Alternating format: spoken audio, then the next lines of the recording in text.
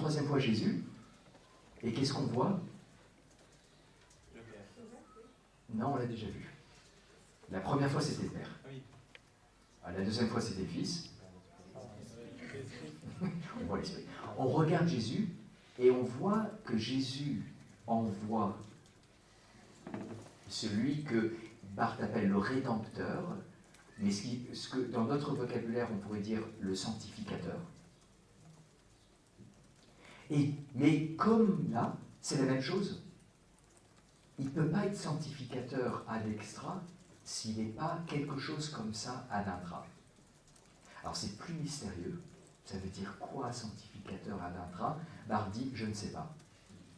Je ne sais pas. D'ailleurs, c'est pas pour rien qu'on a mis autant de temps à comprendre que l'Esprit Saint était une personne divine. Parce que c'était moins clair. Et puis, l'Esprit Saint, dit Barthes, c'est pas pour rien qu'il a un nom neutre. Alors, c'est en grec qu'il a un nom neutre. Pneuma, c'est, vous savez, en grec, il y a masculin, féminin et neutre, comme en allemand et dans certaines autres langues. Et pneuma, c'est neutre. Et Barthes en tire, il dit, c'est parce que c'est plus difficile de vraiment comprendre qui il est. Mais le schéma est le même. On va de l'ad extra à l'ad intra. Bon, là vous avez compris, je relis les textes juste pour qu'on les ait lus. Dieu est Dieu le Fils comme il est Dieu le Père, jusque dans les dernières profondeurs de sa divinité. Ça, c'est à propos du deuxième moment.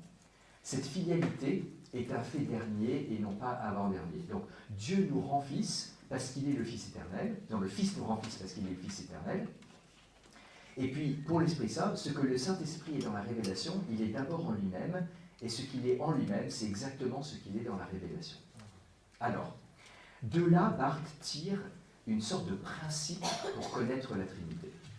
Vous avez compris comment ça fonctionne. C'est-à-dire que ce qui se révèle en Jésus, c'est exactement ce qu'est Dieu en lui-même. Jésus est vraiment le révélateur.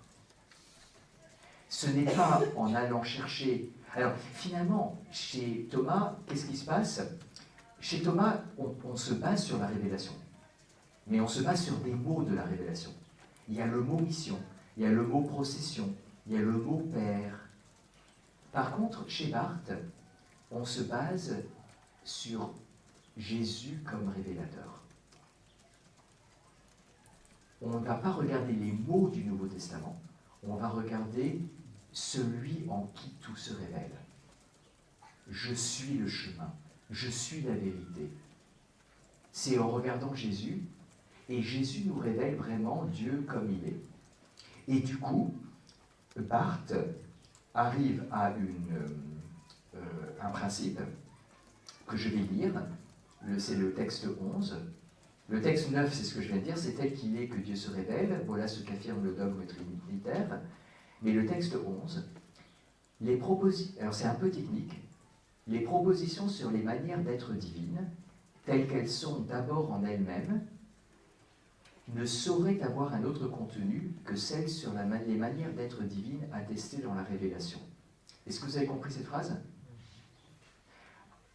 Quand on dit quelque chose sur Dieu ad intra, en lui-même, on ne peut pas le dire autrement que ce que l'on trouve dans la révélation qui est Jésus-Christ.